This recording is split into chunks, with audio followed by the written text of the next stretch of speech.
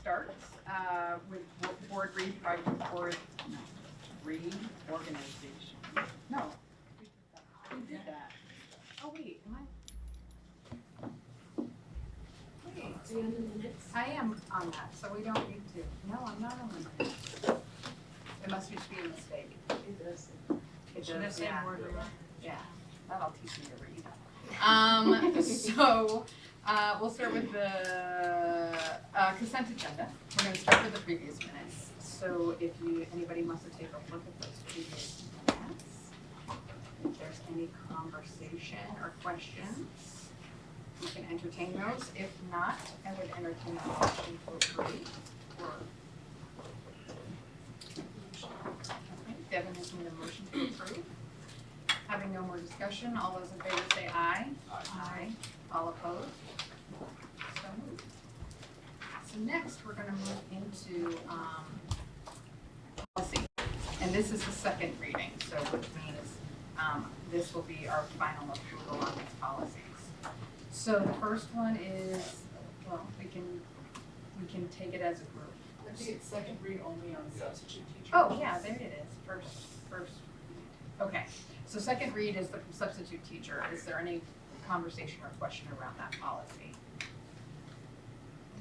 Having none, I would entertain a motion. I'll make the motion. Mort makes the motion, so having no more discussion, all in favor, say aye. Aye. All opposed? So moved. So then we move into the first read, which is tobacco, nicotine containing devices, reimbursement for transportation to alternative independent schools, responsible computer network and internet use. Title I, Part A, parent and family engagement and admission of non-resident students K-12. Any conversation around that? We actually have another version of that 32 because of the way because of the way the timing happened. We just left policy a couple of hours ago. So I'm gonna send this out. It looks like, do I have just enough for board members? I think so, yeah. Okay. Be board members that way.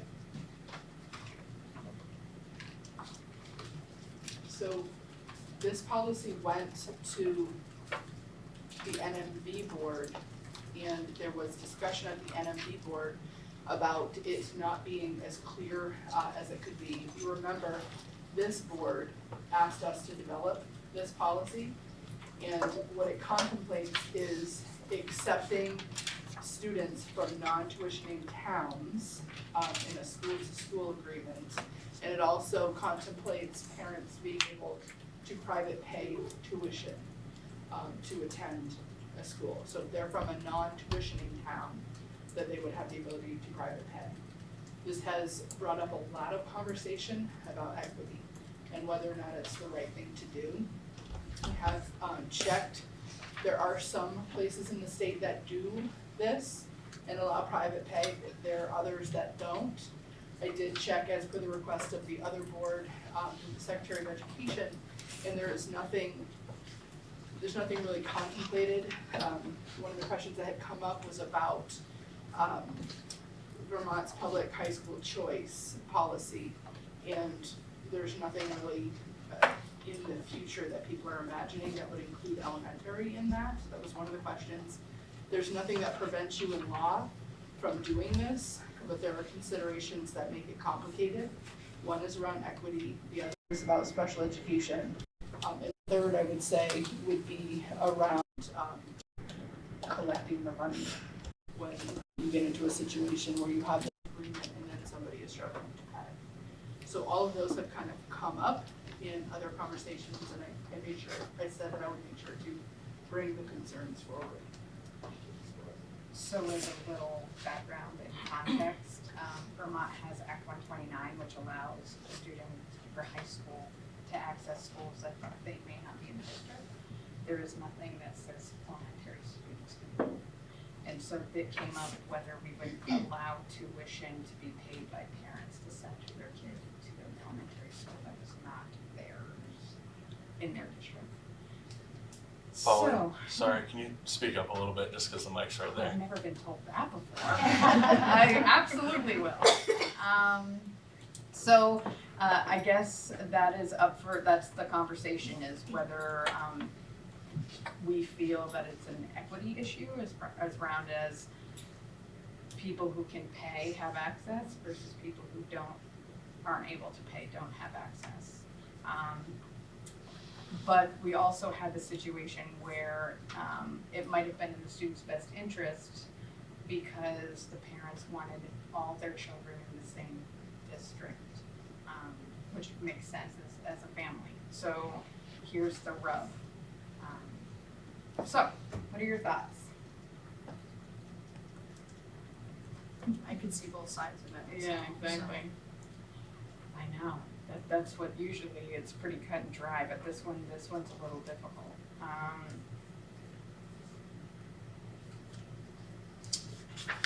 And so you said the AOE, they have some districts that do allow, do we know the districts that do allow it? Do they have certain criteria or situations that they allow it? They didn't give me that, I didn't ask for that level of Okay. detail, but we had, after the last time you all met, you asked us to go back and Yeah. do it. Morgan went through the business office channels to try to see if there were others around us that did it. I don't know if you wanna speak to that? And there were probably a dozen that were doing it or have done it in the past. Some only extended that to staff. There was only one other SU that actually had a policy, and that's what this has been lifted from. Several had tried it in the past, but because they didn't have any rules of the road, they ended up accepting kids and not getting paid and have moved back from that. And so that was really the driver for us pushing you to have a policy in place, whichever way you want to go. Which before Act 129, I've said this before, high schools used to do this all the time, right? You were in a school that might have not had hockey, so you all of a sudden pay tuition for your kid to go to a school that has hockey. But after Act 129, it kind of leveled the playing field, but we don't have a law that levels that playing field.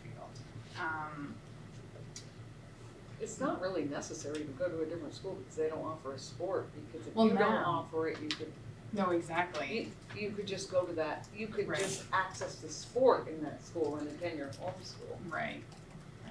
But in the past, I guess it used to be like Yeah. kids would just, parents would pay the tuition and off you go. But now there's definitely so many more mechanisms where you can kind of move around, but not in the elementary world, I feel like.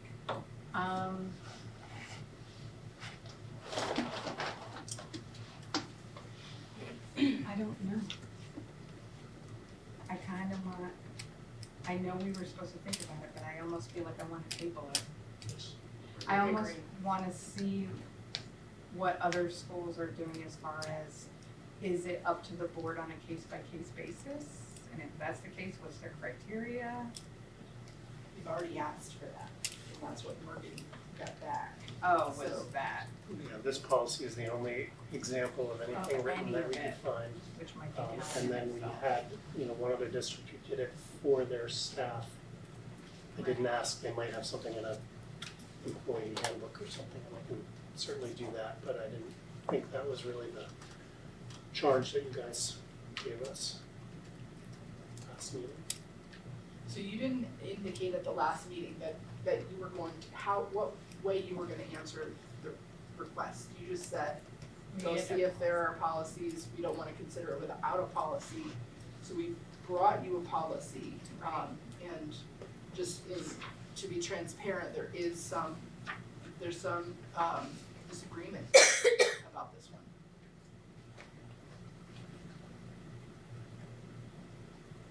Is this something that can be run without the family private pay and be added later? So to approve the policy that says, that we would, so part of what you were contemplating also was, if another district said, we want a tuition, a non-tuition account, we want a tuition our student to you, we, the district, will pay you, and we'll do it through a memorandum of understanding between superintendents, for this student to attend that program in your district. So that's embedded in there, so you could say, we wanna push the policy through with that, but not the private pay. I think that's what you're saying. That's the I think part, that makes sense. yeah. I think that sits better than the personal tuition.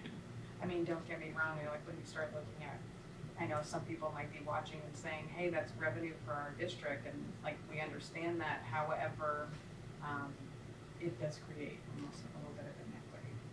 People who can pay. But it's revenue as long as they're paying. Exactly. And it's risk when we go into the bill Yeah, payments. exactly, yeah. So can we set, so it's on the first draft, Yes. can we make those, so are we in agreement that that language sticks Second paragraph. and maybe the private tuition? We need to think about So is your proposal to send this back to policy to make a revision that takes out the private individual pay, but allows for it. the district tuition influence? Is that what I'm hearing? Yeah. Because I'm also running the scenario that, you know, for instance, we have the Flexible Pathways Academy, and let's say a district has a student that need would be met, that district would make the decision to tuition their kid over to receive that program. Yes. Right, that makes sense. So I feel like yes. Yes. Okay, so, do we have any more conversation on any of the others?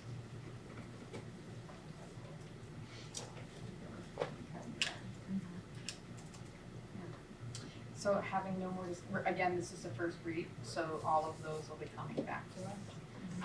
So if having no more discussion, wait, do I make a motion on the first read? I do, yeah. Having no more discussion, I would entertain a motion to approve. All but.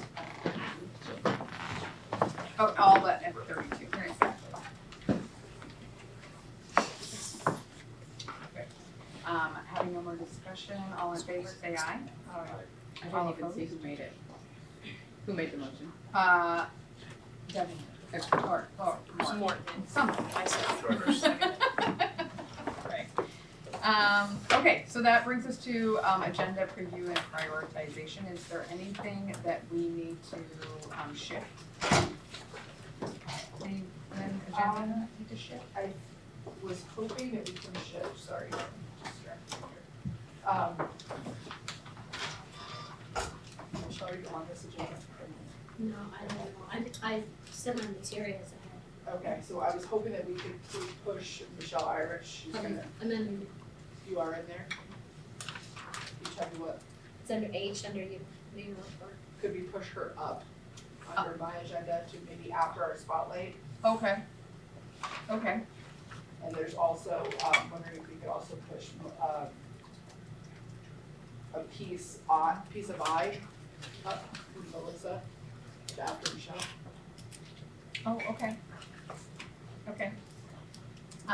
Okay, so we'll make those shifts. And then, now we have recognition of visitors.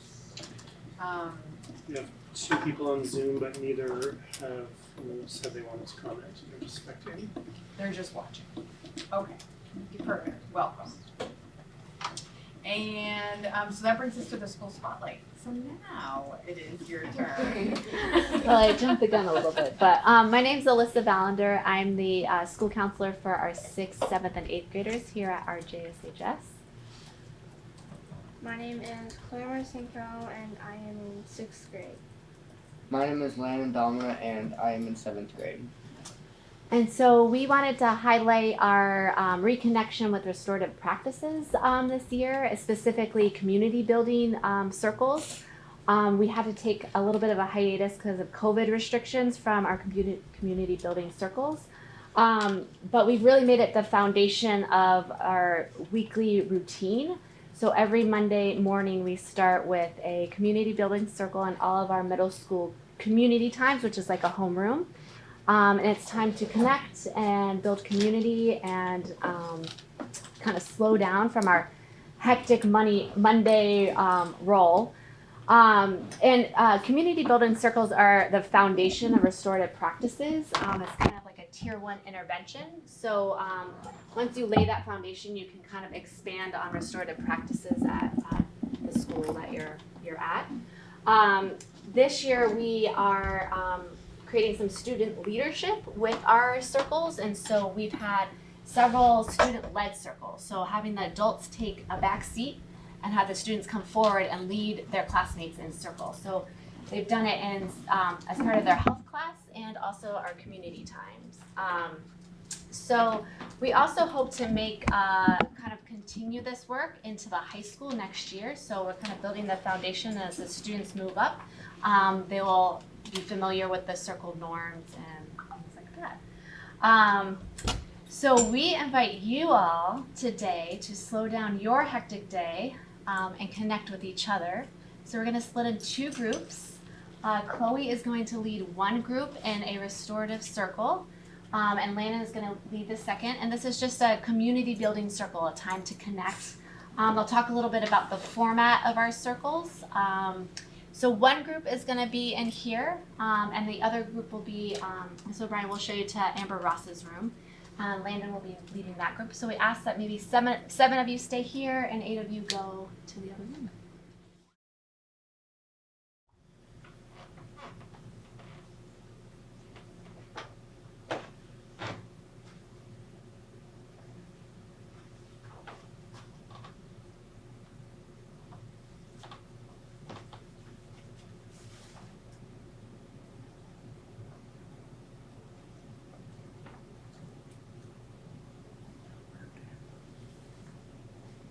When you're done, open your eyes and bring your awareness back to this space. We start our circles with a mindfulness to help us slow down and focus our attention. The purpose of our circle today is to provide an introduction to the format of the restorative circles. I'm going to open the circle with a quote by Ralph G. Nicholas. The most basic of all humans needs is the need to understand and be understood. The best way to understand people is to listen. Our centerpiece is the sparkling pillow in the middle. We use the centerpiece in the circle to create a focal point for the group and to provide an option of simply talking into the center of the circle when that feels easier. Our talking piece is this koosh ball. We use a talking piece to pass around the circle to share responses to questions. Make sure that you are quietly listening while someone else has the talking piece. When you have the talking piece, it is your turn to share. If you want to pass, we ask that you pause for 2 counts before passing the talking piece on to the next person. Our circle agreements are: respect the talking piece, only talk when during your turn, listen to her, drop your assumptions, and let go of distracting thoughts, share from the heart, share your genuine truth. What's said in the circle stays in the circle unless there is a safety concern. I just want to acknowledge that we are videoing this, so it is not confidential.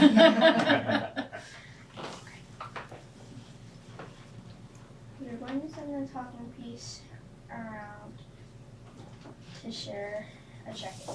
Please state your name and what is one word that describes you day today. I'm Chloe Marcinko, and one word that describes my day today is fun and a little bit embarrassing.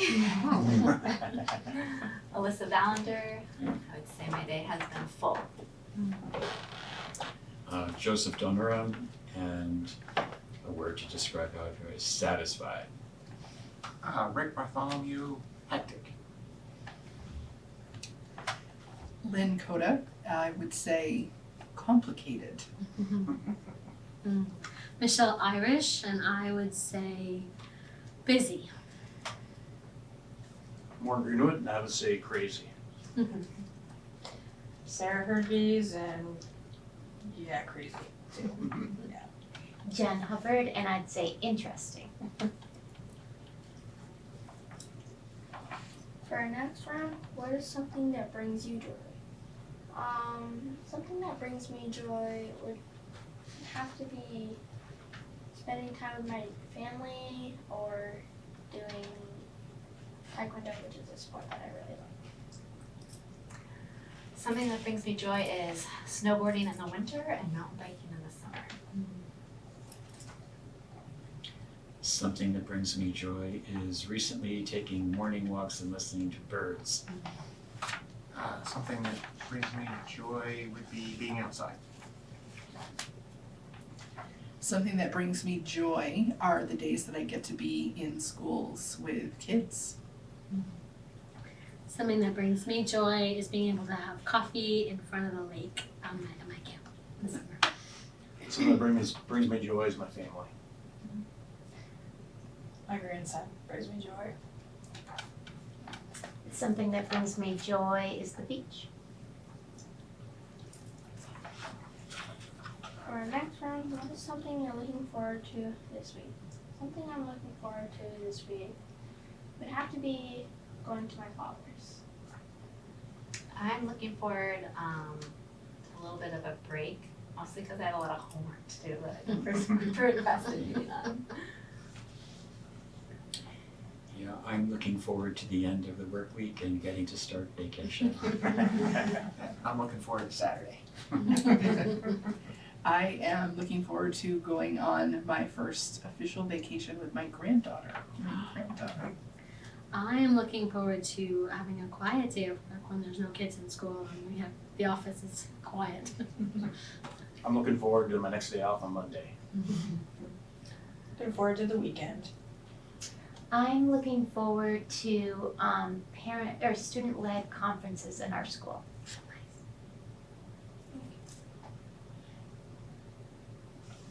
For our checkout round, what is one thing you learned about someone else today? I learned that Miss Valander thought her day was full. I learned that Michelle likes to sit by the lake and have coffee in the morning. I learned that just the right people show up to fill open positions at high school. I wondered what Jen meant by interesting.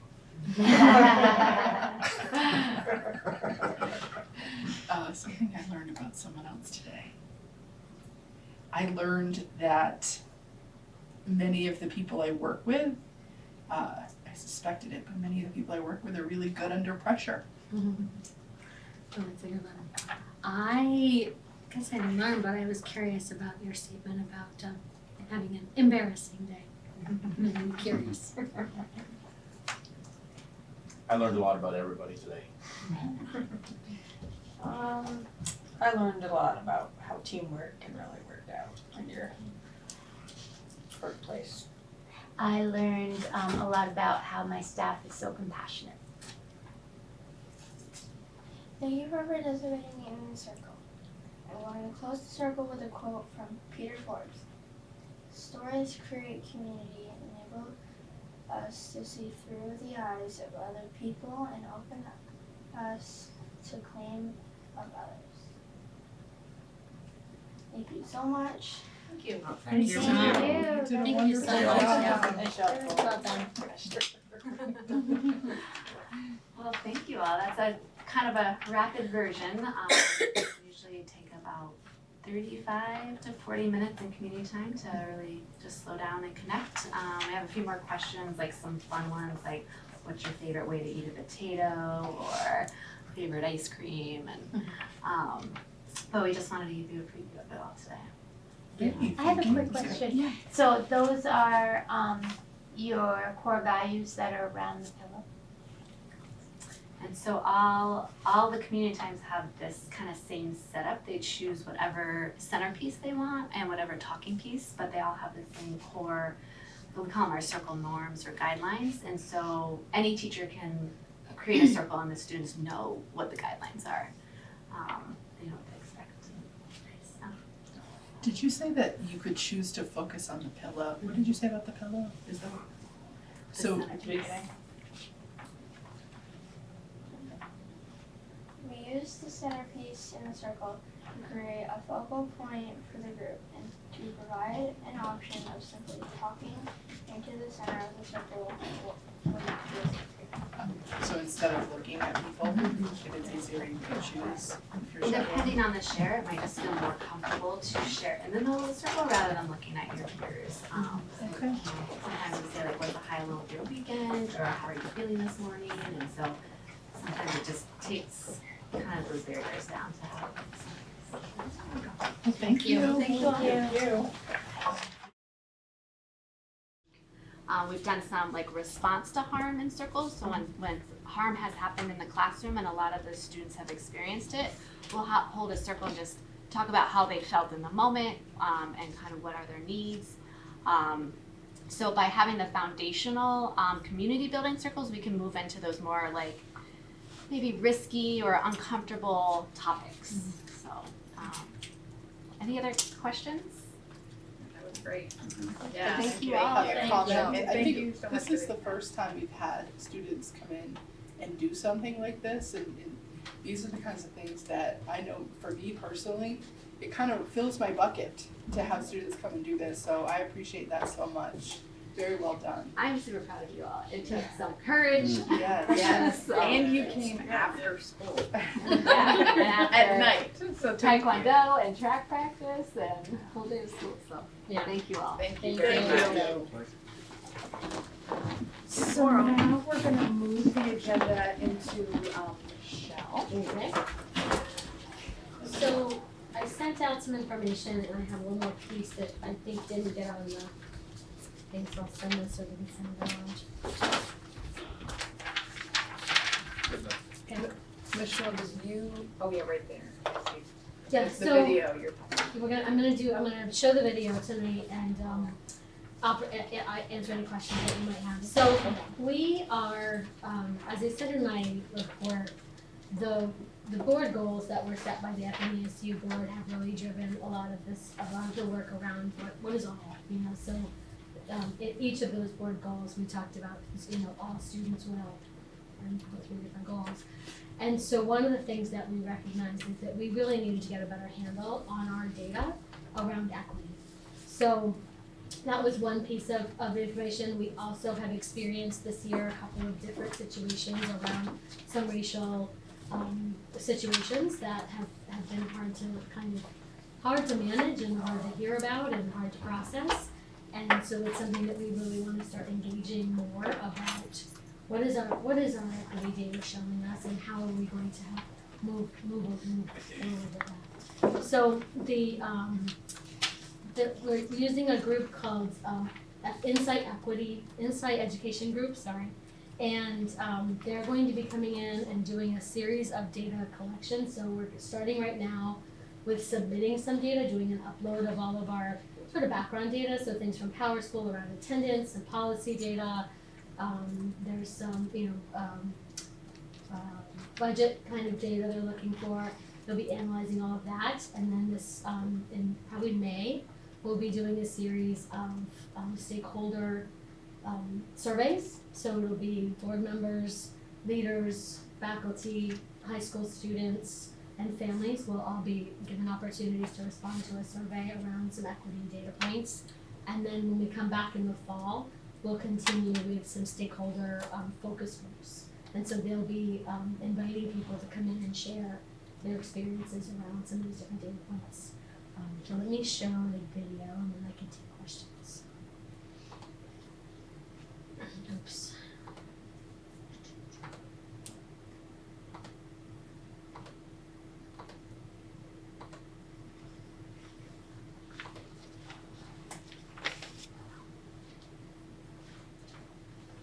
I need my sound running. I think you need your sound on. Hello, I am Katie, I'm Partnership Manager at Insight Education. That's one. Is there a feedback loop? We have feedback. Who's let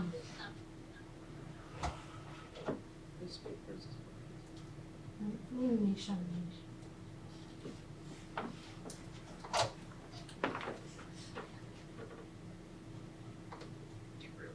I'm happy to have the opportunity to share information with you about an equity audit we will be conducting in Franklin Northeast Supervisory Union.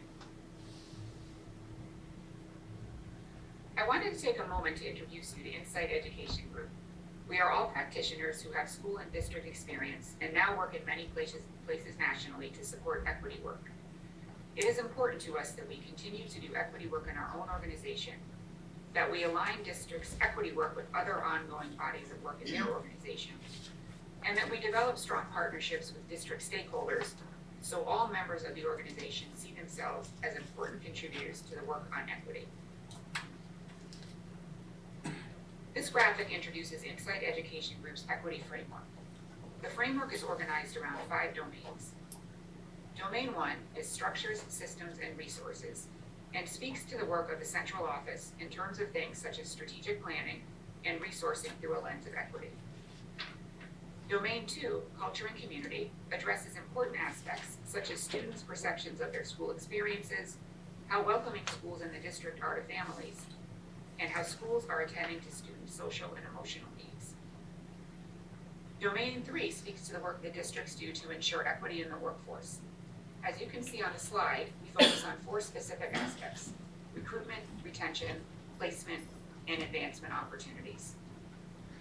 In Domain 4, we turn our attention to opportunities for all staff members in the organization to have the opportunity for professional learning and personal growth where equity is concerned.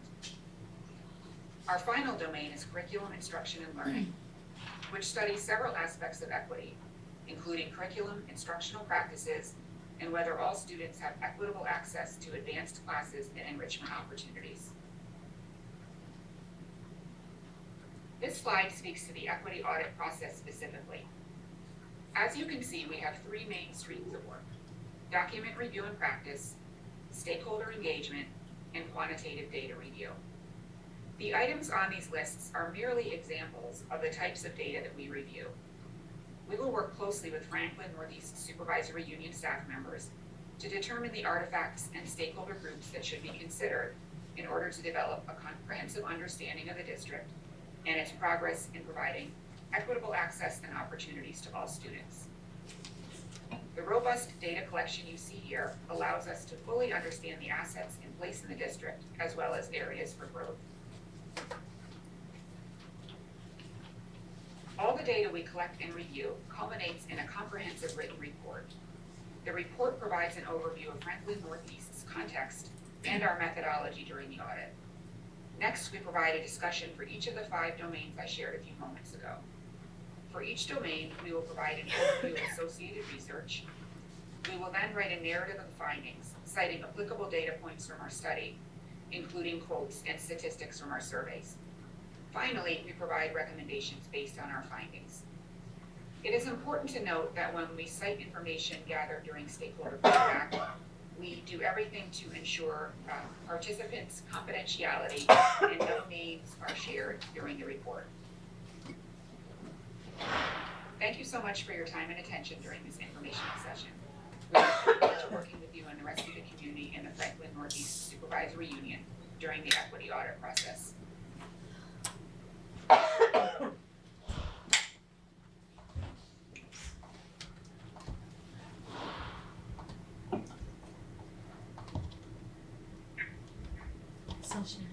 You want yourself off too.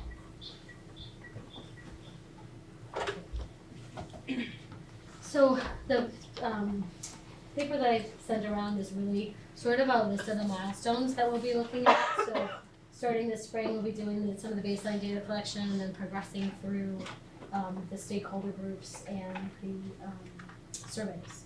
So we expect that we'll have a final full report by early December.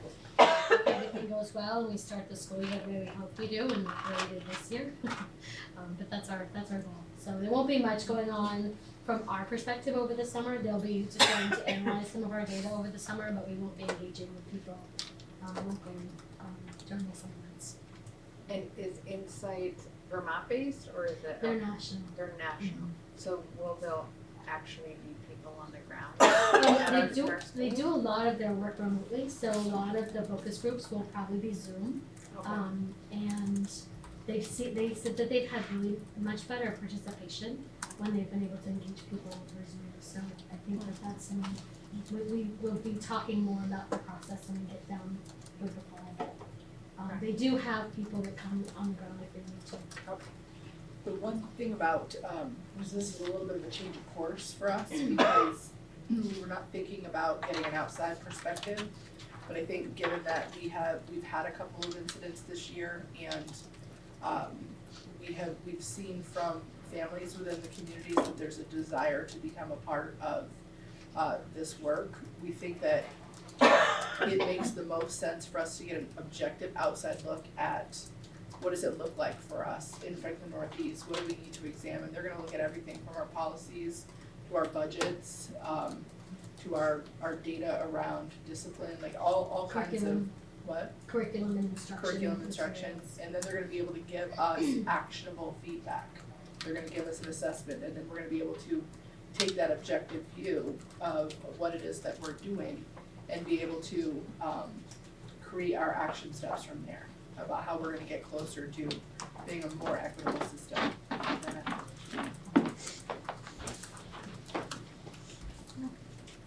Any questions?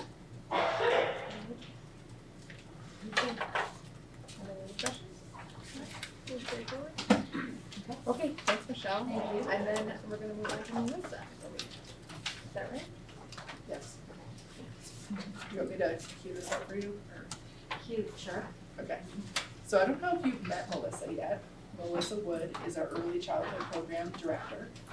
And one of the things we have charged Melissa with is really looking at our early childhood programs across the supervisory unit and looking for where we're offering equitable services and where we're not, and then coming back with a plan for how can we do a better job of reaching our early childhood students in a way that makes a little more sense and is more equitable. So she's gonna talk to you about what some of the findings are and what changes are proposed for Richford.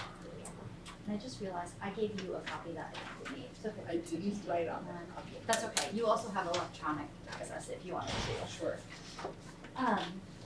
So in the fall, I looked at all of our programs throughout the SU, looking in terms of enrollment and hours offered weekly to 3-year-olds and 4-year-olds. The majority of our programs offer the 10-hour minimum, which is required by Act 166 for 3-year-olds, and then the bulk of our programs also offer right around 15 hours, give or take, for the 4-year-olds. What you'll see on that bottom graph is that Richford offers 29 hours a week for 4-year-olds and 12 and a half hours a week for 3-year-olds. And on paper, that looks fantastic. Offering that many hours to children can be good, but we have run into some challenges this year. So the way Richford has their classes currently they have 2 classrooms. The bulk of the class is filled with 4-year-olds. And then, so I believe it's 10 4-year-olds at this point, 10 or 11 4-year-olds in each classroom. And then they fill with 3-year-olds. So say 3 or 4 3-year-olds in any given sessions. So you have right there an unequal balance where mixed age can be very beneficial.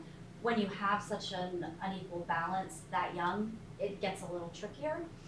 And they also have this other little twist to it where you'll have one group of 3-year-olds coming on Monday and Tuesday. Then on Wednesday and Thursday, there's a different group of 3-year-olds. And then on Friday, there's just 4-year-olds. So you have essentially 3 different class dynamics in a week.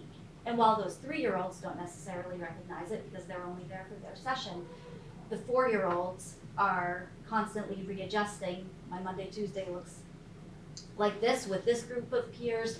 My Wednesday, Thursday looks like this, and my Friday looks like this. And given that, the needs vary within those classrooms, so resources are distributed differently based on the day and student needs.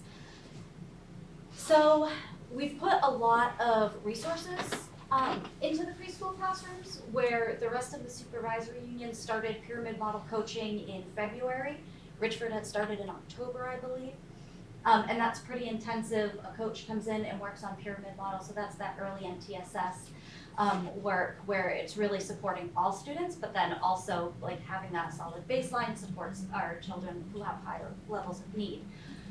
We also took additional opportunities upon return from break, where when the rest of the school came back that Wednesday, Thursday, Friday from winter break, we had the preschool closed so that we could continue getting systems in place and getting professional development opportunities. However, we're still stuck in this kind of funky class dynamic. And so the best way to address that is to really separate those 3 and 4-year-olds. What we get into is with the number of students we have. So we have 24-year-olds and 13 3-year-olds. If you had 3 classrooms, not a big deal. You'd have 2 4-year-old classrooms and a 3-year-old classroom. We don't have that. We also don't have teachers for that. We all know what a struggle that is. So at that point, we're looking at the schedule and what we can actually offer and make it beneficial to children. Which then when you look at the rest of the SU and common amongst preschools, public preschools elsewhere, would be offering that 3 days at 5 hours, so for a total of 15 hours a week for 4-year-olds, and the 3-year-olds having the 2 5-hour days for a total of 10 hours. The reason why we're looking at 5 hours versus, like right now, I think it's 6.25 hours-ish that they get. Based on childcare licensing, once you go past 5 hours, you're required to offer a rest period. Kids don't have to sleep, but oftentimes they do fall asleep.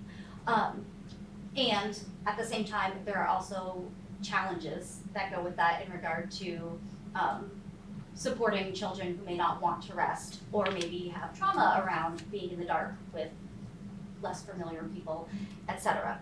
Which is why we're gearing it toward the 15 hours, the 5-hour day versus going beyond that, because I think we'll get more for less, if that makes sense. And I think we could then look at, with that extended time, so say their program runs 8:15 to 1:15, we could look at that afternoon time and say, okay, we usually have students who transition from Part C services to Part B services. So our 2-year-olds who transition to age 3 that are now part of our district for special ed services, they've been sprinkled in throughout the day, which again pulls resources from the classroom because the special educator, the SLP, now needs to serve these kiddos, would give us that time at the end of the day to provide those services. And we could also get our classroom teachers involved and perhaps set up a sort of play group so the kids are now not just coming in for their one-to-one services when a lot of them need, yes, speech services, but it's social, where they need that social interaction. And there might be opportunity also for kids that we've identified as having needs within the classroom for them to receive additional services in that extended part of the day when the rest of the class isn't there. So basically, these are total number of hours, but it's not, might not be the same kids in those total number of hours, right? Like, so you were saying like so 29 hours, but they might be different groups of kids. The 4-year-olds all receive the 29 and a half hours. All 4 years old to get those Yes. 29 hours. Yep, so they have 4 full days and then a Friday half day. Oh, I see. I got you. Yeah, so it does significantly reduce the number of hours offered to 4-year-olds. Or 3-year-olds. No, reduce to 4-year-olds, slightly reduce the 3-year-olds because we're going from 12 and a half to 10. Right, I see. But they're more, if you're looking at an hour, say, figure about an hour that's kind of dedicated to that rest time between having to get the kids geared up for rest, everybody kind of waking up and being groggy and cleaning up from rest, and that rest period, you're essentially losing that extra hour of the day anyway. Not that there's not value to teaching children routine and those pieces, but when we're looking at, again, the resources and our goals, it really, to be able to just target those 5 hours in a day and know that they are all kind of fully functional hours where we're really targeting skills and learning, I think that's where we get the best bang, I guess. Very effective, more effective. Yeah, yeah. So I got a couple questions. One of them comes from a place of ignorance, so keep that in mind when I ask it. So why do you feel it's more beneficial to offer 3-year-olds and 4-year-olds preschool as opposed to offering 4-year-olds more time in preschool? And do you have any evidence that outcomes are better by offering shorter periods? You know, so we have a choice, right? We can offer, basically what you're telling me is we can offer 4-year-olds a lot more hours and, you know, maybe not do 3-year-olds, right? I don't know.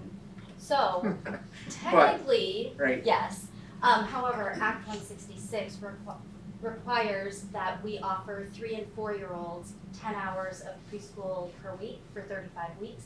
So if we don't offer it as a school or a district, then they're going to go elsewhere and then we're paying out, which we've run into in another school in another district, where we offered less than 10 hours for preschoolers, and so some of the 3-year-olds were going to the school for 3 hours, but then they were also going to a childcare center, and then we were paying for those children to go to that childcare center for the 10 hours. Okay, so I thought that might be maybe one of the answers. And there But is So, yeah.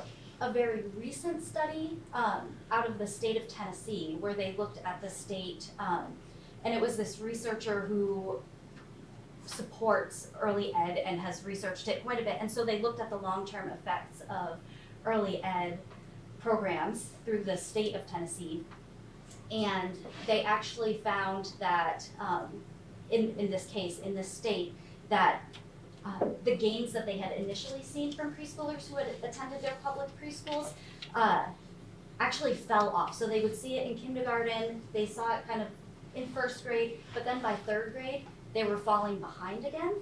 And then they actually found that it was negatively impacting them further down the road. So they looked further at it, and it was really that the quality of programming wasn't robust enough. So even though they were offering all of this time to all of these kids, the focus wasn't in the right spot, and so it was more detrimental than stepping back and saying, okay, this is really best practice, and let's focus on that. Okay, so that was actually the heart of the question, right? So is it best to focus on 4-year-olds and put an adequate program together with them? What I'm worried about is that we're sacrificing, you know, time in order to fill requirements or do something based on constraints. We're not gonna have the desired outcomes that we want from doing this, but you feel confident that we will if we switch to this? I do. I think, you know, if you think about the development that happens within those first few years, the sooner we can get children into the classroom and provide them enriching learning environments, the better. And the 3-year-olds will get into their 4-year-old year, and I think, and I speak as a mom and an early educator. I have a 3-year-old of my own, and he currently attends school 3 days a week. Next year he'll bump up to 4 days a week, and that's just, I feel, and that it's developmentally appropriate for them to kind of gear into schooling, because then in kindergarten they're going up to 5 days. So you're really supporting their social emotional growth in a way that's not overwhelming for them. But again, you're targeting these specific hours and they're growing with their learning. I think the other part is there was really good intention when we accelerated the number of hours that were in preschool for Richford. What we're finding right now is that kids are really struggling. The social emotional learning component of this and their ability to be in the classroom, it feels as though one of the things we know as educators is building your community. We had a good example of that today with the circles. Building your community and setting our expectations together as a group is a really important part of having a successful classroom. And one of the things that they're seeing with the data that they're looking at in Richford is that with the constant different kids on different days, it is, the 4-year-olds really have 3 different communities that they need to adapt to throughout the week. And developmentally, that's really hard, so they're spending a lot of time with that adapting piece. And the theory is that if we reduce and can focus more intentionally and free up space for those teachers to be able to provide more of those targeted services to the students who need it, they'll collectively be better served. We'll be able to bring them further rather than having hours, but not being able to get as rich of a program out of the extra hours, if that makes sense. No, it does. And then, were these enrollment numbers this year's enrollment numbers or next year's? This is this year's, and I do know, having spoken with folks in Richford, COVID was a pretty big factor in kids being there and not being there. So I would predict, especially having a greater capacity for 3-year-olds with the 3-day, 2-day model, that we would see numbers, I would think, increase. For 3-year-olds at least. Yeah, I mean, it's always, that's the trick, it's always hard with 3 and 4-year-olds, you know. We don't generally know, like, we reach out to different community partners to try to get a sense of who the children are and who's in town, but that can change wildly and we don't always know. And we have changed the model in the last 3 years that I've been there, largely that's been due to COVID. You know, and how we've had to restrict classes last year. But yeah, it's definitely been more trickier this year. Good. We'll do registration soon, so that we can at least get a sense. Sounds good. Any So questions? I asked Melissa to come today just so that if the community is, if you hear someone talking in the community about a change in pre-K, we wanted you as board members to have a foundational understanding of this really isn't a loss. We're looking at as a better opportunity to be able to provide better service to students. Okay, thank you very much, Melissa. Thank you. So next we have Morgan with financial update. All right, I think I can be fairly quick. I sent the March financial report out to you by email probably Monday or yesterday. Yes. I'm happy to try to answer any questions you have on that. I can do that here or offline. The only action item that I have for you is that I had sent your audit out to you on March 30th, along with the little cliff notes that I give you to kind of put you to different sections of it. Hey, thank you for that. Sure. Again, I can answer questions here, I can answer them offline. But if you're ready to accept it, I would want a motion on the books to accept the FY21 Enosburg-Richford UUSD audit. And the only other audit update is that we are starting next year's audit on Tuesday. That's so funny. But at least we didn't get lapped this year. Yeah, right. Yeah, I thought it was great, and it checked out okay. I love the little caveats, they're like, we're not allowed to make claims about this, but if we had to, we'd say this. Yeah, any questions, comments about the audit? No? I would entertain a motion to accept the audit. Make the motion. Sarah makes the motion, all in favor, say aye. Aye. All opposed? All right, so moved. We already covered the tuition policy. I've got some agreements for you to sign, Polly. Oh, for the yes, meeting. I forgot to remind you, you reminded yourself. Okay. I don't have those, do you have them? Do you have them? I think those are Nope, them. I have the sheriff contract. Yep. Oh, that. That's it. I thought you said tuition. Oh, I'm sorry. And unless you have any questions, that's all I have. I'll be jumping in on some of Lynn's stuff, but that's what I've done under my. And we already made the decision. We did that last meeting. Yeah, that's what I thought. Okay.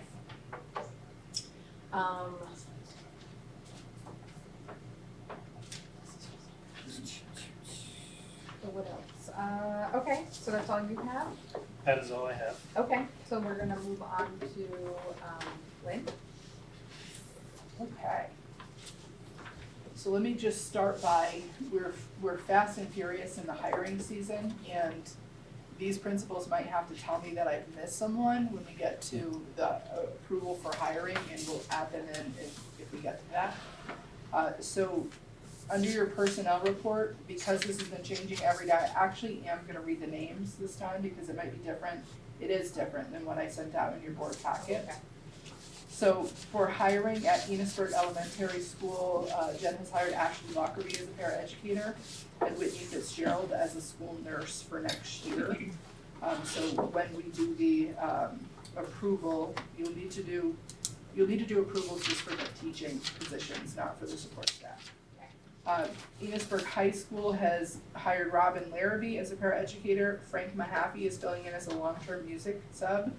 Olivia Petrie will be a math teacher next year. Camille Stevens, music, and Michael Wolf, athletic director. At Richford Elementary School, Courtney Jones is returning as an elementary teacher for next year. At Richford Junior Senior High School, Ethan Moss has been hired as a paraeducator. Wesley Kempton has been hired as a long-term substitute. Caitlin Long has been hired as a music teacher. What did I miss, principals? Did I miss any? Okay.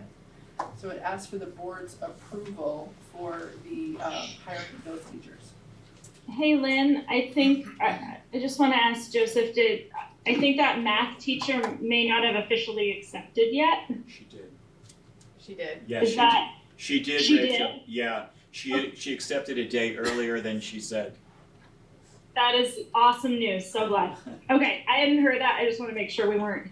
Okay, cool, thanks, sorry. Thank you, Rachel. So I would entertain a motion to accept these hirings. Make a motion to accept. So Devin has made a motion. Having no discussion, all in favor say aye. Aye. All opposed? Okay, so we have, it's also the time of the year where I bring you the resignations that we currently have. And these are also, because people are not under contract yet, so this is evolving.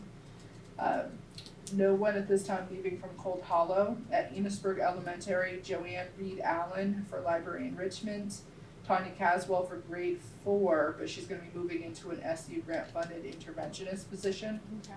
Crystal Johnson is leaving grade 1, and Bev Maya is leaving as a paraeducator.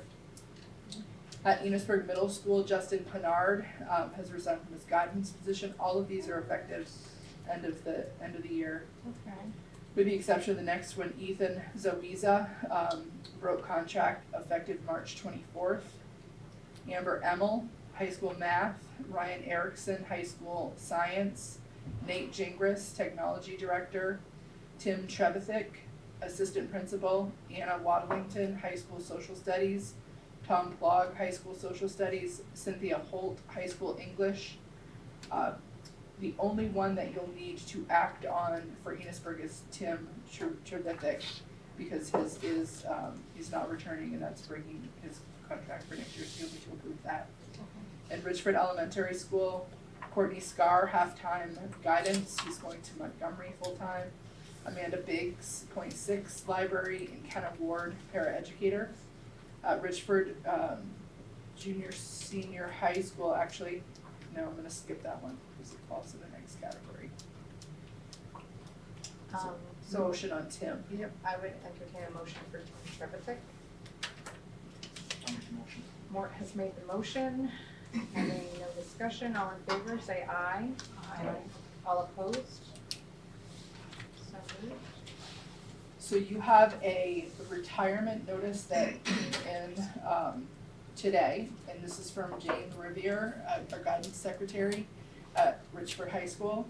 So the letter is that she's deciding to retire after 25 years, effective June 30th. And she's indicating that she's gonna come back and, be really helpful with the transition to whoever gets that next position. And she also said that she would, like, at the time of October 1st with the count, she would come back at key days throughout the year and train the person, so That's I'm great. really happy about that. So that is, if you'll move on retirement. Anybody want to move on the retirement? Sarah? Yes. Sarah made the motion to accept the retirement of Jane Riviere. All in favor, say aye. Aye. All opposed? Have you ever not accepted? I know, right? I know. I tried to talk her out of it, but she's no. Just wonder how that works. So if we Yeah. deny it, she has to keep working.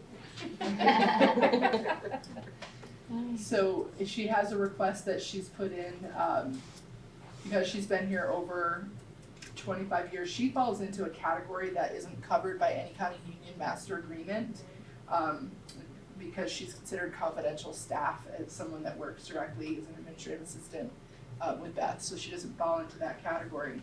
So she also doesn't get the benefits automatically that are embedded within either a teacher's contract or a support staff agreement. So she said it's her understanding that the support staff are paid $25 a day for unused sick time, and teachers are paid $50. But I believe, Morgan, we clarified that, and teachers. Yeah, so for both, it's after 20 consecutive years of employment, teachers are paid $25 per day for accumulated sick leave. And on the support staff agreement, after 20 years, it's $25 a day for CTO time that they haven't used, because we combined. And I forget there's a cap on that, correct? Like, Well, there's a sick cap time. on the amount of leave that they can Yeah, accrue. right, that's what I thought. Okay. So she was asking to be paid for her unused sick days at $37.50 per day, and I assume she chose the number in the middle of the two. The number is actually 25 for both, so. It's 25 for both. Yeah. So that's your ask. So is it, how much for teachers, 25? Oh, okay, I think she thought it was She 50. did, she thought it was made an assumption, yeah. It's the same for both, so the ask is $37.50. You could approve the ask, or you could modify the ask to align with your teachers and support staff. I would think you would want to do that. Yeah.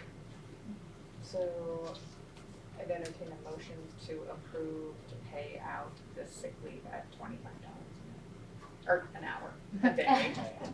An I'm hour. sure she would love an hour. I know. I have like 663 hours, that would be sweet. Anybody wanna make a move on that, or do you wanna talk that out? I'll make the motion. Rick makes the motion, all in favor, say aye. Aye. All opposed? So moved. Thank you for 25 years. Thank you for 25 years, exactly. Impressive. So I'm gonna go over open positions that we have at Cold Hollow. Nate is trying to hire someone for the Teaching Future Teachers program for next year. Enosburg Elementary has a paraeducator, behavior technician, bus monitor, long-term kindergarten substitute teacher, an elementary classroom teacher, library enrichment teacher for next year. The middle school, it doesn't say it on here, but I think you have a guidance position now, Rachel. Enosburg High School has a paraeducator, athletic trainer, part-time PE teacher, assistant principal, and varsity boys basketball coach. At Richford Elementary School, they have a certified tutor, paraeducator, 0.6 FTE librarian for next year, pre-K, math intervention, elementary, school counselor, behavior tech for the RISE program, all for next year with the exception of that behavior tech is for this year. For Richford Junior Senior High School, you still have science, is that the only one? I'm playing chess. Okay. I filled it. Okay, I knew that, yeah. I filled it, and I have another employee that's pretty took, so I have to fill that position, but I've already got it filled. Okay. But I'm moving people around. All right. It's like a seating chart. Right? It's crazy like, oh, I time of can't year. put that one there, but I can put them over here. So, student, I don't have anything this time for you for under student. Okay. Under COVID-related updates, it's nothing really at this point. We're, I believe, fully in endemic mode. We're still offering test kits to families and students at their request. That's something that they told us we no longer had to do, but we wanted to do that. as long as they'll provide us with the materials, because we recognize that driving to receive those at the testing sites is an equity barrier for some of our families. So we're gonna continue on that, but there's no more requirement around our staff assurance testing or test at home. So those are really the only changes. I kind of miss the surveillance testing. I liked it. It's okay though. We're moving forward. I liked my one test a week. So, teacher staff recruitment and retention at the February board meeting, I brought you in to talk about teacher staff recruitment. I brought you into executive because we were talking about money, and one of the things that we talked about was for our support staff. So the board gave me approval at that time to move forward with creating a side letter that would offer our support staff $2 more an hour effective July 1 of this year, and then taking the compensation grid for hiring support staff and raising it by $2 across and down the whole grid. So that will make it a little easier for us to onboard people and hire them. At least it's getting our wage into a, we're competing with McDonald's and Subway now in terms of that range. So I'm gonna ask for the board to make a motion to give Polly the authority to approve that side letter, sign it away from the table. I would entertain a motion. Mort makes the motion. All in favor, say aye. All opposed? So moved. I'm not gonna go very deep with the legislative update because you're getting these updates as well. Devin, have you started to get them yet from? Yes. Okay, perfect. They're toying right now with pupil weights. I was just in a meeting yesterday that lasted a couple of hours, and they're going back and forth between pupil weights and a cost equity model. And so we're hearing that this is definitely gonna move this year. There's still some unknowns, whether or not that's gonna, we're gonna transition in a 3-year glide path or a 5-year glide path. One of the things I heard yesterday that, and I don't even think I told you this, Morgan, one of the things that's on the table now is those that would benefit positively would get all the money in year 1, and those that would have a negative impact from the pupil weights, that would be the 3 or 5 year glide for them, and that was new for me, so. Just out of curiosity, how do they come up with the difference in funding? Short The other everybody. communities? They short everybody. You tweak the yield and your tax rate was up. Yeah, well, that's right, they just raise the yield or decrease the yield or whatever, and everybody pays for it. Right. Yeah. But they have to get their budgets through the voters too, so they're gonna have to. But some of them will struggle, some of them not as much. So I'm paying attention to that bill because that's pretty important to us.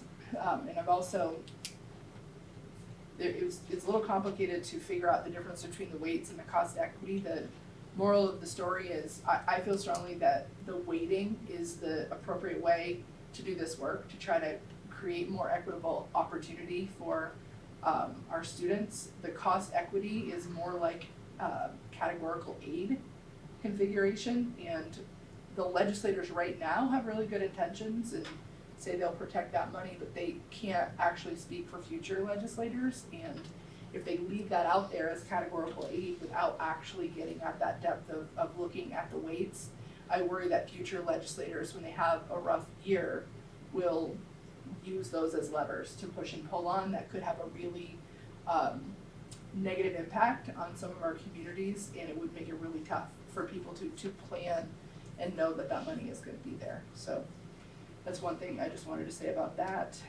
Lots of other things happening out there. One thing that I wanted to make sure this board heard about was the PCB testing piece. I want you to pay attention to that because that is likely to have an impact on schools across Vermont. So they're proposing a 2-year delay because right now there's really no money associated with the requirement to do the PCB testing. So there are a lot of schools that were built within that window of time across the state and here at FNESU, and I think I'm hopeful that they're gonna be attending to not only the testing requirement, but the remediation requirements. And very clear. Legislators that presented at a meeting I was at last week said a few times, we recognize that we're gonna be the first state to voluntarily do this, and it's gonna result in us closing some schools. So that's something we're paying attention to. We've got Vern really watching that one as well. So I just wanna make sure you heard that. That's something on the radar that we have to be just kind of thinking about when they do that PCB testing. It could be very problematic, so. Do they have their ducks in a line as far as like thresholds and, cause isn't that what happened to Burlington, is they came in and said it's through the charts and they're like, actually, It's okay. It's okay. So Vermont, Have they so gotten? what's 60 million? Exactly. So, and I think the same thing with like the lead testing, it's like this parts per million, and then all of a sudden they're like, actually, it's okay if it's here, so I would just hope that the state has their ducks in a line as far as like what the criteria is. so I think they do now. I think what happened with Burlington is that the state had a much lower threshold than the national standard for that. So I think that the EPA standard, was higher, and what they're saying is even in Burlington, if they had been using that EPA standard, it wouldn't have, not as much would have tested negatively, is the way I understand it. So, my understanding, and Morgan, correct me if I'm wrong, is that the state has abandoned that idea of being more restrictive and gone with the recommendations out of the EPA to set the Vermont target at the EPA target. Is that how you understand? That is, I believe you. I believe it. Sure, sounds good. Well, I'll do it right. And that's all I'm gonna say about that. Isn't that what Forrest Gump says? That's all I'm gonna say about that. It is. My goodness. Sorry. So, we have the assistant principal at Enosburg who has given his resignation, so I wanted to talk to the board just about the timeline for hiring. The process is gonna look a little different than the process for hiring a principal, partly because it's important for us to move forward. We're in a place where people are quickly getting under contract, so we advertised as soon as we knew that this was going to be a position. We have part of a committee put together to talk next week and set up interviews for right after the vacation. So we have candidates that are already in the queue in school spring. So I wondered if there was board representation that would be interested in sitting in on the assistant principal interviews on April 26th. We have carved out 12 until 6. We don't know how long it'll take because we don't know how many candidates there will actually be. So, how many days are we talking? Right now, the one. So, I would be interested, however, I don't have a ton of lead time left. So it's the one day, I would definitely, unless somebody else is interested in it, I would entertain it, but if it's stretched into 3 days, I don't think that we're going to need 3 days. We're going to talk, the committee is going to talk. We've put out feelers to see if there are parents, teachers and students interested in volunteering, not applying, volunteering to be part of the process. So those people will have a check-in next, this would be for you too, Polly, if you wanted to participate in it next week on the 19th, just a quick call at 8 to review. It's a Tuesday, it's gonna be a Zoom call. You could skip that part. It's gonna be choosing who goes through to the interview round and who we pass on. And it's a Zoom at 8 o'clock It's at just night. a Zoom at 8 in the a.m. morning? It's a quick Zoom, here are the candidates, people have reviewed them, which ones should we interview? It may be really, really short because we don't have a whole lot of candidates. So it may be like, here are all the candidates and we have time to interview them all. Rachel, we're gonna be optimistic that they're gonna be far more. I am being time optimistic. There might be more coming in before then, but we may not, it may be a very short 8 a.m. And I just wanna say, every time you talk, it is very loud and I'm startled every time. I forget you're up there. I can hardly hear you guys, and I'm sorry I'm not there. We had conferences tonight that just wrapped up a couple minutes ago, so I've been like in and out in conferences, so my apologies. No worries. Yeah. So Polly, yes? Anyone else?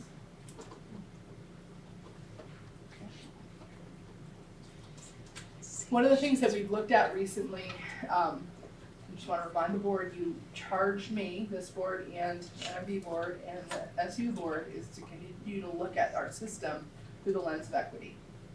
And when we look at our system in terms of our athletic directors between the two communities, it's very inequitable. You had one community that had an athletic director position that was 260 days, and you have another one that's the equivalent of 0.2 FTEs.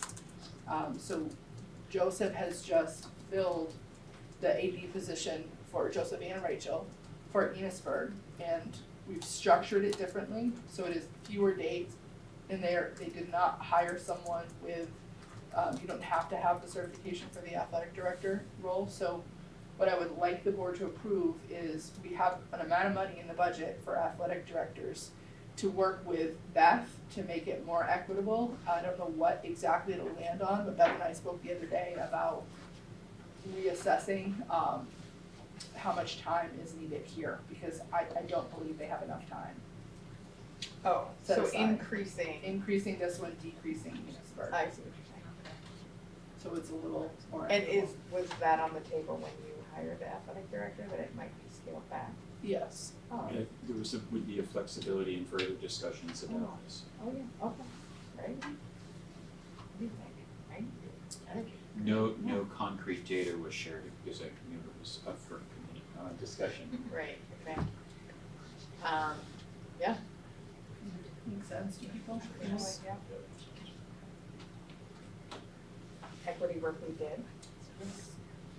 No, not all of it. So I put information in there with you about the work that was done to get the schedules aligned between the two high schools and the Career Tech Center. And I just want to bring us back, because this was work that we talked about 3 years ago. And we paused it for 2 years, and I know we've got some new faces on the board. We paused this for 2 years because of COVID, and we kind of stuck with we had kind of a COVID schedule, I would call it, 2 years ago with the 4-block model, and last year we stayed with that 4-block or modified 4-block because we knew we didn't have the capacity to work on really aligning the schedule. So this year we worked collaboratively between the 3 schools.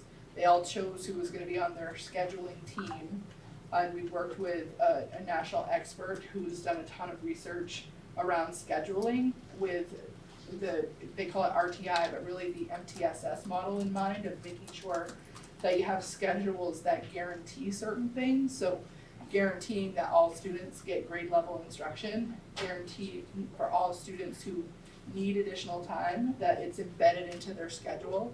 It's not by chance, they don't have to miss anything to get that, it's embedded into their schedule.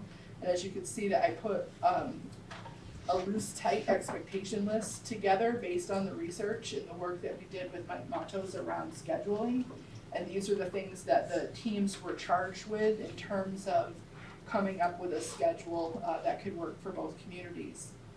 What this has done is it is allowing flexibility for our students. So if there's a course that's offered in one school but not the other, we have some flexibility in allowing access to students to take courses in either of the schools. There are some half-day programs in each of the schools, so there are some in-person opportunities that we now can access because the schedule is not a barrier. So kids from Richford could actually physically go to Enosburg, and kids from Enosburg could physically go to Richford, and we're going to work out some of the last details around the busing component of that, but they can also access via Zoom using the remote technologies.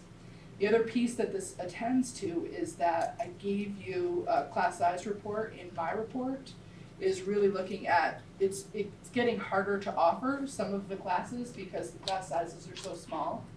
So it is giving an opportunity to look at that collectively between the two schools to say, like, here are the resources we have collectively between the two schools. If we have only 2 kids that want AP chemistry as an example here, and only 2 kids that want AP chemistry in Enosburg, could we do something differently together? Could we figure that out?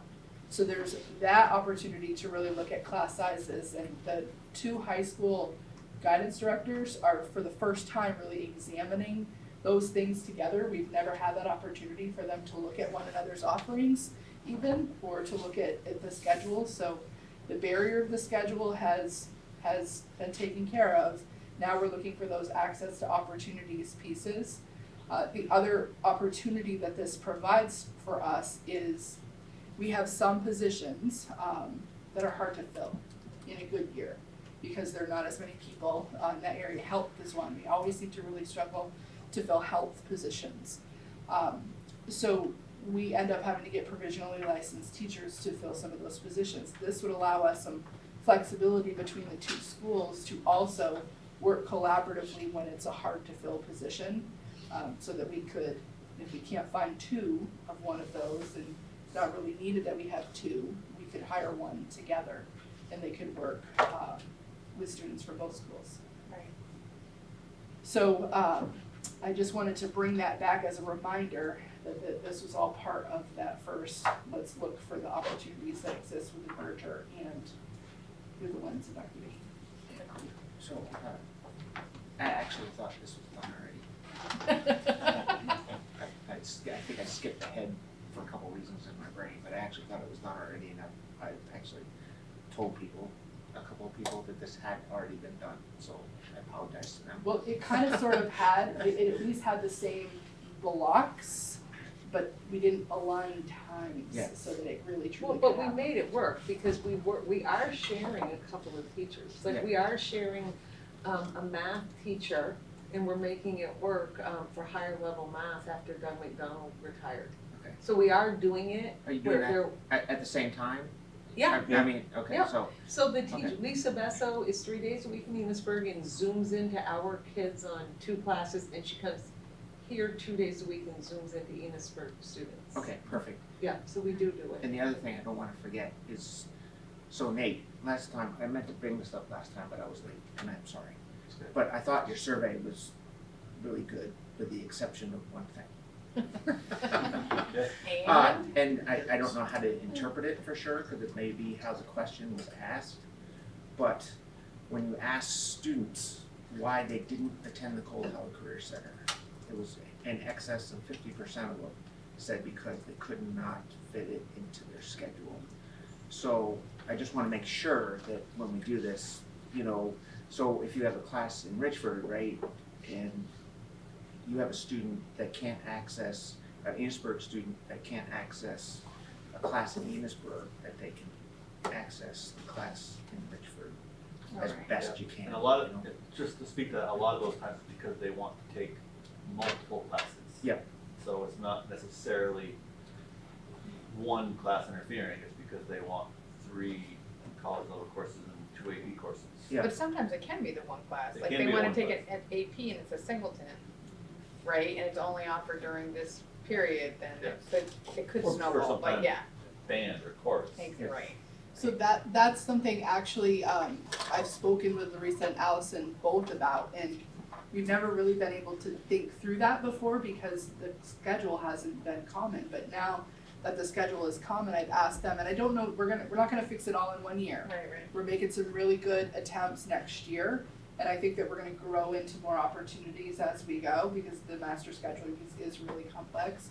But one of the things I asked them to consider is if both schools are offering high-level courses, could they consider one of them doing it in the morning and the other doing it in the afternoon? So exactly what Rick just described. And they're very eager to have this time together, and I haven't told Beth or Joseph this, but They have requested that when we put our grade level content teams together at in-service, if they could be assigned together, so that they could have some predictable time to be able to work through problem solving some of these things. Let's not say problem solving, let's say brainstorming their way through some of these things. So you were halfway right about the schedule. Blocks looked right, but the numbers didn't work. I just wanna say, as somebody who came from elementary and thought that they knew, I didn't know. Yeah. And a high school schedule is, I got a learning, I'm telling you, I thought I knew, and I had years of experience coming into it, and high school scheduling is difficult.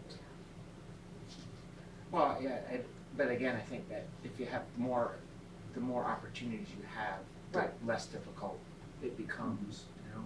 I do think it's super difficult, you know? Right. It's difficult, isn't it, Nate? Very. Yeah. The other piece that this allows you to problem solve through is we're trying to figure out how do we make staff available to intervene with students who need that really targeted intervention from someone who's a specialist in that field. So for math, for example, and so if we look at, we can't really go out and hire more math teachers, we're not in that place, but if we look at class sizes, if we start looking at that, there are ways for us to take some of those really small classes and put that together. What that does is it creates a block that a teacher can be working on more targeted intervention with students. So there are opportunities in this now that it's here, and we're gonna work to figure out how to create the most opportunity and access for our students. Sounds good. The last thing I have on mine is just I want to talk a little bit about Richford Elementary School. One of the things that we're seeing at Richford Elementary School, and Kelly, feel free to jump in at any time here. And I'm sure that Beth is probably experiencing it here. I think the housing market, this is me making an assumption without having tangible data that I can put my finger on, but the housing market, there are no apartments and no houses available anywhere, and there appears to be more affordable housing available in Richford than there are in some of the other communities, and so I think that, I know at the elementary school, and you and I haven't had a conversation offline about this, but more people moving in to the community, and I think that there are some challenges that we really need to work through at the elementary school to ensure that all the students have what they need in terms of services and systems in place. So we're at the beginning stages of exploring a school-wide trauma-informed focus, and in order to be a little more student-centered and really responsive to the needs of the population that Richford Elementary is serving. So this is really just an introduction to that idea. I'm putting some of the ESSER money at Richford Elementary to be able to more adequately staff, where I see that there are holes that Kelly and I have identified together, and she's gonna do some work to explore whether or not there's something that she could bring in that would help the community to really focus on the trauma-informed practices. You would talk a little more about that? Inland's right, like I'm sort of it's been a conversation all year, you know, for certainly a couple of years, but certainly this year now that all the students are back. And it's also not about hiring more people. It's not the number of staff, it's the just right staff in the just right positions. So, you know, really trying to figure out what are those positions that we need to have. We've developed a pretty amazing behavior team or student support team, more so than behavior, because it's not just attending to behavior, and behavior is all kinds of things, right? So we have a pretty amazing team, but they're hopping, like they are on the go and responding all of the time. And there are definitely a number of different factors, some of which, you know, we probably don't even have an accurate handle on in terms of what causes kids to behave the way that they do sometimes. And so I really want to look at not just how are we responding in that reactive way, but what are we really building to be as proactive as we can be to put in one of those systems, in one of those people or positions, so that we are just maybe more holistically approaching what the need is, so that we're not just responding when kids are in those moments of, you know, blowing out of class or, you know, just responding to something that's happened and we don't know what that is, whatever the triggers are. So that is, we know that there's a need. We know that there's a really big need. We know that there's a need for more of the just right people to respond and to spend, sometimes it's time, like the counselor this afternoon. I mean, she was with a child all afternoon. And, you know, that's a lot of other kids that are expecting to see her that don't get to see her. Classes that she's gonna run into. Right. She's doing a great job with this one kiddo, but, you know, that's a pretty intensive service for a student. That needs that, like, that's not an infrequent need. So, Gwen and I have had a lot of conversations, I've had a lot of conversations with my support team at school, the inner support team at school. We meet weekly. You know, we're really, we know what the needs are. It's really now figuring out exactly. Hiring, hiring is so hard right now. And hiring those just right people is really, really hard. Like, I've had a school-based clinician position open all year and not a single fight, you know, working in NCSS and not a single fight. So, needing to just really figure out what is it that we're really gonna put in place that is universal, as well as all of those multiple layers of support and trying to get us to a place where we don't have kids that when kids are coming in like that, you know, we have those people in place, and we have the systems in place, but also putting the systems in place for all of our students so that we're helping them to not, have the tools that they need to have. That's good. So, We'll bring that back Yeah. in May, as we get closer to, what the details are of that plan. That's all I have for you. Okay. And did you need any board action for the system in school? We did. You're talking about authority to hire. You're right, thank you for reminding me of that.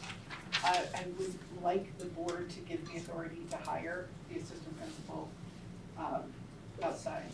Oh, because they're so timely. Yes. Yeah, I think that's probably a good idea, because it's gonna move quick. Right. You'll make a motion, definitely make a motion to give you authority to hire away from the table. All in favor, say aye. Aye. All opposed? Thank you. Okay, so, that brings us back to you, Kelly. Do you have anything to add other than your board report? No? Okay, Beth? I just wanted to mention that for the first time ever, I had a group of students approach me from our GSA group, Alexis Hanby, Marshall Moffett, and River Wheeler, to present to our staff on how to respond to harmful language. And they had some advice for staff. And so they, along with Alyssa Vallinger, ran a staff meeting and they did an exceptional job. The staff really loved it. All the paraeducators and teachers were there. And afterwards, I talked with Alyssa Vallinger, and we thought that this would be a great component to add to substitute teacher training. And I think that those students, along with Alyssa, would do an excellent job.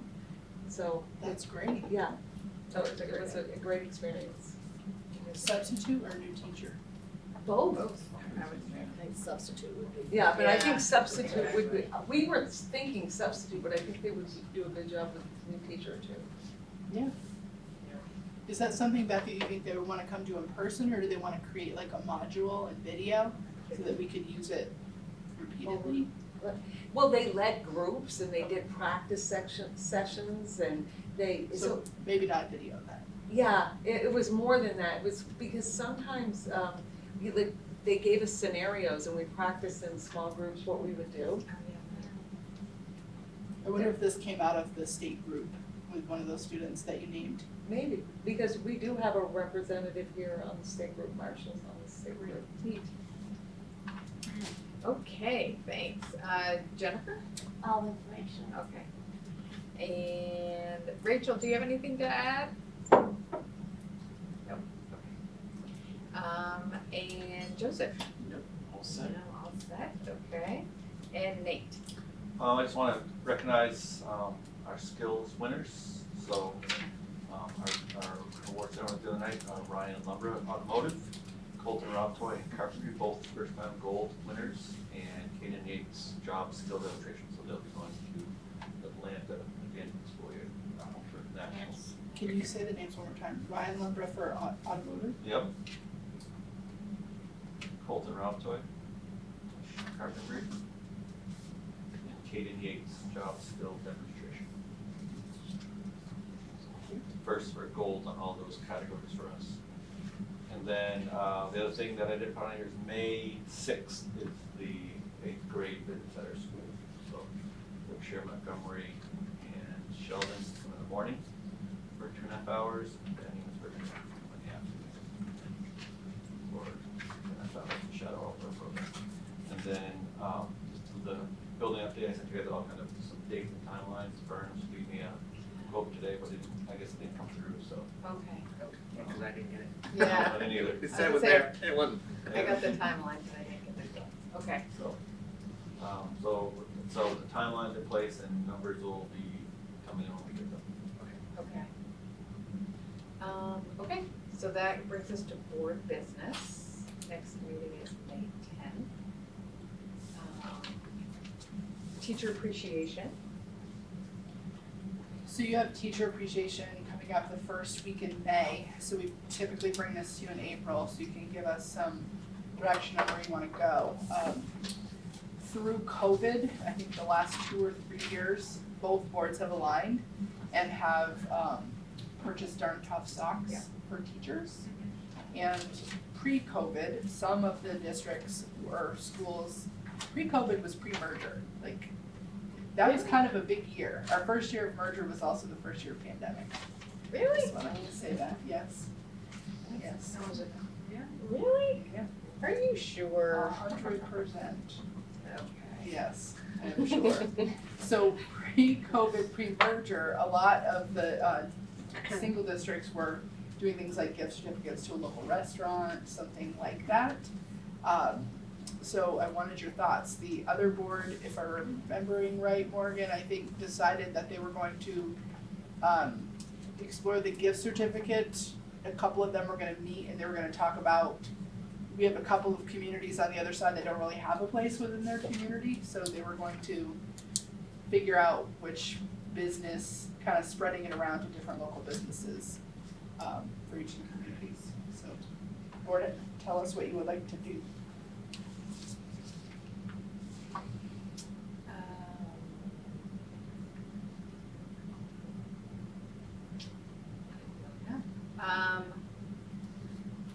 Or you Well- could subcommittee it if you would prefer. So my mind kind of goes to the ACCD. What is it? ACCD. The publishing company. I know, that's right. I know. Close. Yeah. Yes, yeah, right. Geez, it's Chamber of Commerce. So if you remember, so Enosburg did this a little bit, they had like the downtown dollars, right? And then St. Albans did the same thing, they had the downtown dollars. And it was grant funded through the ACCD, where they were handing out these cards, right, that had $10 on them and you could use them. Called NIFT. What is it? NIFT. NIFT. So I wonder if working with some like City of St. Albans, right, if like we paid, and then we could get these cards and people could use it around. I know it's not local, but it would be local enough where people could use it at a restaurant or a store or whatever, but in St. Albans. I mean, but then that would discount Enosburg, we wouldn't want to spend in Enosburg and Richford, so I get that, so that was just a thought. My one ask is you make it relatively simple for us to No, I know. accomplish because vacation I think is it should be more local. next week. Yeah, and I you're do. speaking to somebody that had to deal with the size. Right. We So don't wanna I be am of the fine with size. easy. I am fine with easy. Yeah, so I don't know how to do that. The gift certificate? I mean, you got a couple of places in Enosburg, right?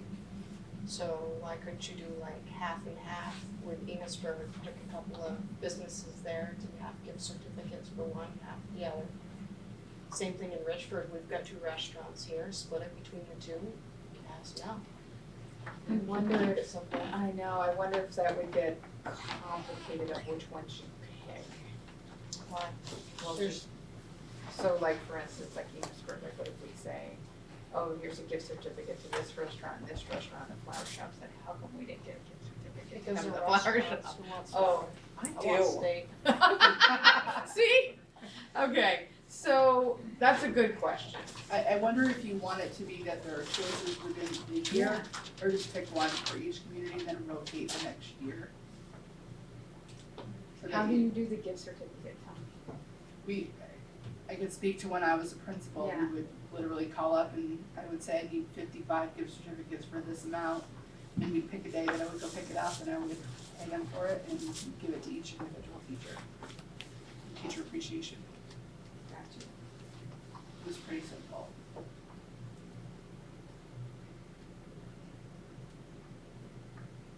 I haven't thought of that. I know my brain, I can't even. I I'll- do think we should keep it local, no matter what we do, it should be Yeah, very for local. sure. And I'm all for teacher appreciation. Yeah. I just can't think of logistics. Is there anyone willing to work with, I'm probably gonna delegate this to Courtney to help with the logistics? He's laughing because he knows I did that. So, someone that would be willing to not necessarily do the work part, but just to give her some instructions about what do you want it to be? Because she's also gonna be working with the other boards, so we can make sure that the amount is in alignment. You wouldn't want your teachers to be $10 more or less More valued than than the everybody other else. teachers. Do you have an itch to talk to Courtney about gift certificates? Or you could just tell me to figure it out and we'll do that. Let's do that. Okay? You knew that was what we were gonna say. It's that bad. The board wants to appreciate teachers. Okay. We will Yes. make them appreciate. Make that happen. Okay. Exactly. Yeah, make it happen. Teacher negotiation update. Oh, hold on 1 second. I have that on mine, so we need to draw it out.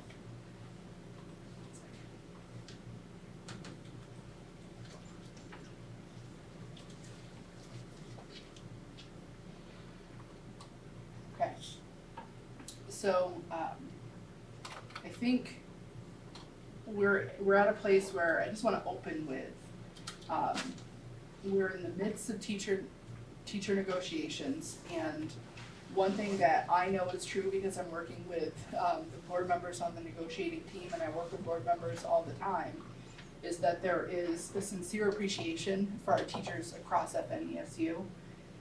I think that the other piece that's not so visible to the teachers or to the community probably is the work that this board has done, all 3 boards have done, in order to study why people leave FNESU and trends in hiring. So the boards have been for 5 years looking at recruitment and retention of staff. And so I believe, I see evidence in all of my conversations with boards that the board members acknowledge and recognize the need for us to be able to offer a more regionally competitive compensation for our teachers, and the boards have been working hard to try to accomplish that through teacher negotiation. So I'm gonna just kind of give you the lowdown of how it has gone so far in negotiations.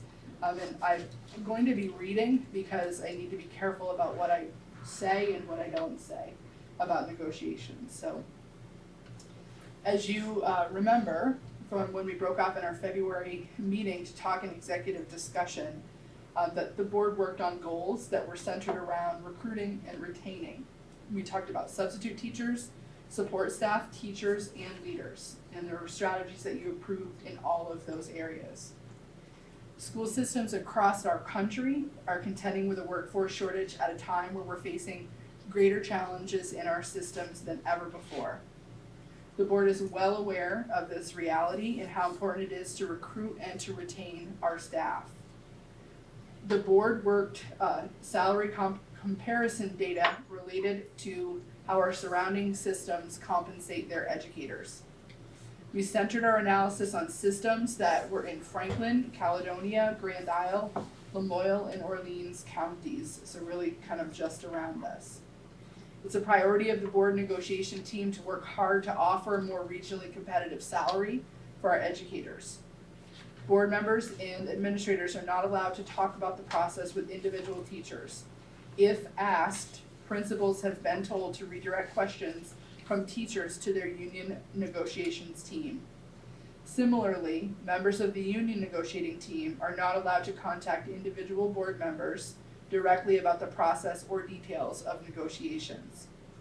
Both sides are allowed to share the information that was shared in open session directly with their own constituencies. The board and union negotiating teams have met 3 times. At the end of the final session, we agreed that we would need outside help to come to an agreement. There was no animosity or unpleasantness. We all worked collaboratively toward our mutual goal, a new and fair contract for our teachers. To recap those 3 meetings. In the first round, the union's first offer. The union first offered a 2-year deal, which added $4,100 to the base in year 1 and $2,500 in year 2, ending at a $46,850 base. All teachers would get 1 step in each year. We calculated that the new money request was 11.5% in year 1 and 6.5% in year 2, with each teacher receiving between $4,100 and $9,425 of new money in year 1 and between $3,000 and $4,050 in new money in year 2. The union asked for 1 additional personal day, more steps on the grid, more money for teachers on higher steps, more prep time, fewer duties, and language changes. The board's first offer, they offered a 3-year deal, which added $1,350 to the base in year 1, $750 to the base in year 2, and $500 to the base in year 3, ending at $42,850 as our base. Each teachers would get 1 step each year. The new money equaled 4.7% in year 1, 3.3% in year 2, and 2.7% in year 3. With each teacher receiving between $1,350 and $2,700 of new money in year 1, and between $750 and $2,100 of new money in year 2, and between $500 and $1,850 in new money in year 3. The board asked for an additional workday and proposed other language changes. The second time we met, the union brought forward the same offer, but added a 3rd year for 10% new money. They did not detail how that new money would be divided up among teachers. They also added a few new language changes. The board proposed in their second offer a 3-year deal, which added $2,600 to the base in year 1, $2,100 to the base in year 2, $1,700 to the base in year 3, ending at $46,650 to the base. The step values on the grid were reduced to $1,000, and every teacher got a step each year, with multiple steps given to most teachers in year 1. The new money would equal 5.9 in year 1, 5.0 in year 2, 4% in year 3, with each teacher receiving between $2,600 and $3,900 in year 1, between $2,100 and $3,100 in year 2, and between $1,700 and $2,700 in year 3.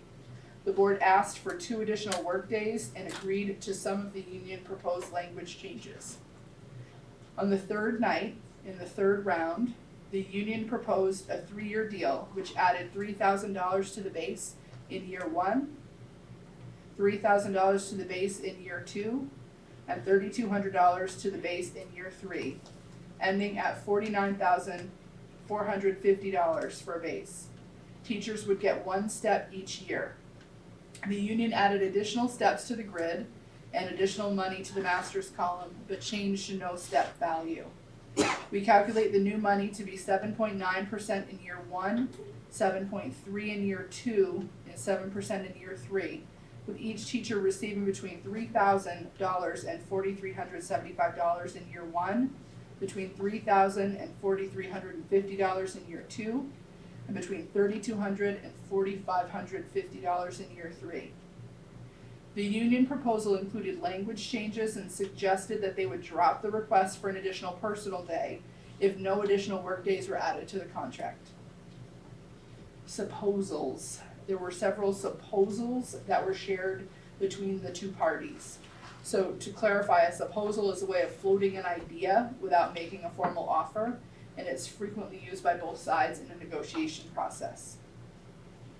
The final 3-year deal, shared by the board as a supposal, added $2,850 to the base in year 1, $2,850 to the base in year 2, $3,050 to the base in year 3, ending at $49,000.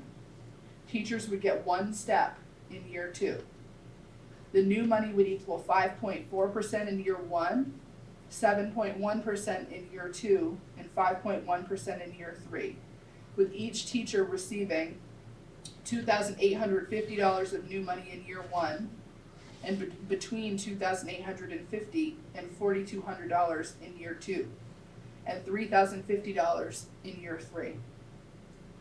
The union suggested a 2-year deal to add $2,100 to the base in year 1, $3,150 to the base in year 2, with steps given each year for 6.5% and 8% new money.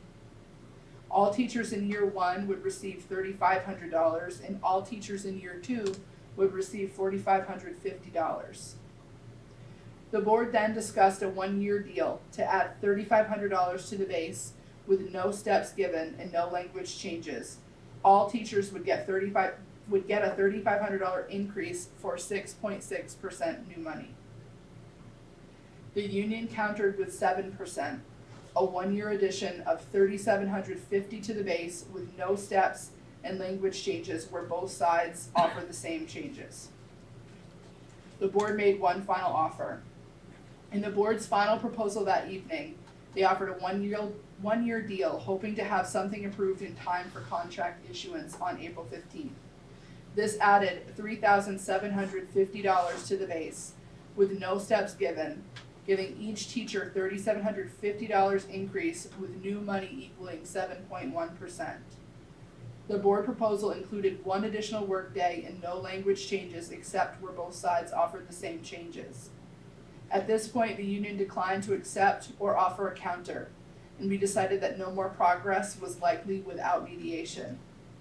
The next steps will include a mediation between the board and the union teams. This has taken longer than we would like, but we expect that we will reach an agreement with the help of a neutral third party. If mediation is skipped or unsuccessful, the next step will be fact-finding. After selecting a fact-finding board, both parties would present evidence in support of their position, and the fact-finding board would issue a report with recommendations. The recommendations would be largely based on what other districts have done in their negotiations. That report would be embargoed for 10 days, giving both sides another opportunity to negotiate. We're confident that we will not need fact-finding, given the offers made and the comparable settlements. If we do go to fact-finding, the offers made so far are fair, and there is a risk that the fact-finder could recommend less than what we have offered. This is what we have heard about other settlements finalized this year. There's a system nearby that has settled for 6%, 5%, and 4%, with each teacher receiving between $2,000 and $4,750 of new money in year 1, and between $1,200 and $3,300 of new money in year 2, and between $1,200 and $3,300 of new money in year 3. That system froze all of their steps for all 3 years for teachers at step 1 and higher, and have a and have a 187-day work year already. Other settlements in ratification process right now have they not all completed. 4.3, 4.3, and 4.3 with one step granted, with the rest on the base each year. That's still in process. There's one that settled for 4.7 and 6.5 with one step granted and the rest on the base. Another system at 7, 5, and 4.4 with a step and 185-day year. Just settled, there was a year one that was retroactive, so it was for this year's contract. 3.7 plus 562 to the base, and then 643 to the base next year, and steps given in both years. And another one has come in at 3.25, 1 year deal with a step granted with $700 to the base. That system offered an ESSER signing bonus that was not included in that amount. So, in conclusion, the board is very interested in offering an agreement that's competitive with salaries in our neighboring districts and fair to our existing teachers. Our goals should continue to be focused on attracting and retaining teachers in FNESU. We know there are fewer people entering the teaching profession, more being asked of all school-based personnel. There are workforce shortages nationwide, helping to pull people out of teaching. Higher salaries offered just an hour to our south, and limited housing for those teachers we can attract to northern Vermont. This is coupled with significantly understaffed and under-resourced social services and mental health partners, who previously were able to provide more essential support to our neediest students and families. Additionally, there are some students who historically need more intensive services than are provided in our public schools. Those programs either don't exist anymore, or the wait lists are between 1 and 2 years long.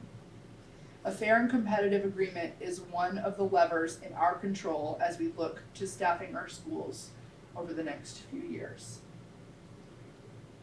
So that is the summary of where we are. When we know more, we will share more about our timeline for mediation moving forward. Okay. Okay, so, SU board report, we haven't had an SU board meeting. Our next one is May. Yes. Set future agenda items, I guess the future agenda item would be Nate's cost, what am I trying to say? Estimates on here. Estimates, thank you, the estimates. And then, anybody else have anything for future agenda items? Is that estimate specific to the reserve fund requests, or estimates in general of all phases of the project? I can't get those just reserve fund for the site work, I'm not sure. Just on that one. Sure, were you gonna get a fund on the sidewalk too? Sidewalks? No, that's not me. Oh, that's not. Byrne was gonna get one on the sidewalks, right? Yes. Yes. Okay, cool. I think that's. Okay. Anything else? All right, I would entertain a motion to adjourn. Make a motion. Mort makes a motion to adjourn, all in favor? Aye. Aye, all opposed? Good night.